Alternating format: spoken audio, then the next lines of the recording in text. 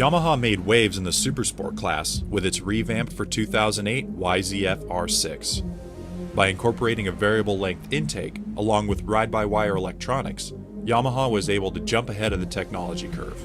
Although other players have since caught up, the R6 is a proven track weapon, as evident by it filling 600cc race grids worldwide.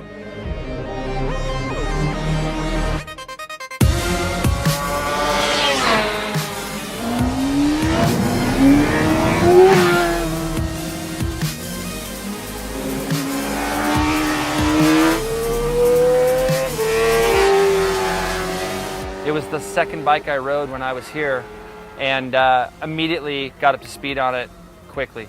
All the power in it is so usable and so easy that I loved every part of the R6. Yesterday, when I had to do my Super Pole lap on it, the lap was very easy. It was a lap where I just let the bike do a lot of the work.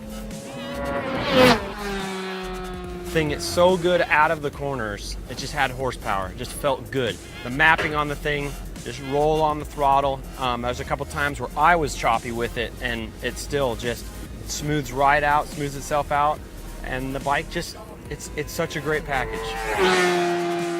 It's definitely a race-inspired bike. You can feel that from the chassis because it is so stiff. The advantage of having a chassis that's this stiff is it makes the turning of the motorcycle very good. You know, you can pretty much turn that bike anywhere you want. You know, you can make corrections mid-corner, you know, bring the thing back. You know, if you run a little bit wide, it's no problem to have the bike get right back on the line. So you can pretty much put the bike anywhere on the racetrack that you'd like.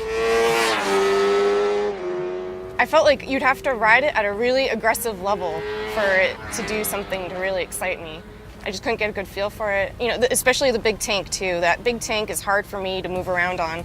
And for a smaller person, like, ergonomics play a huge role in how enjoyable a track bike is. It's like 5 or 6 years old now. Like, it hasn't seen any changes for 5 and 6 years. Like it, and compared to the other bikes where they're updating everything every 2-3 years, it just feels a little bit old.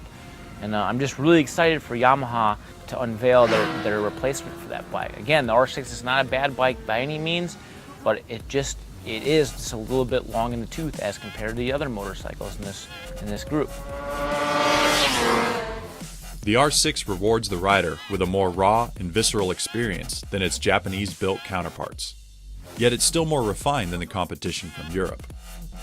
Although not quite as nimble as some of the more recently updated platforms, it's still capable of laying down quick times, with both of our testers logging their third fastest Super Pole.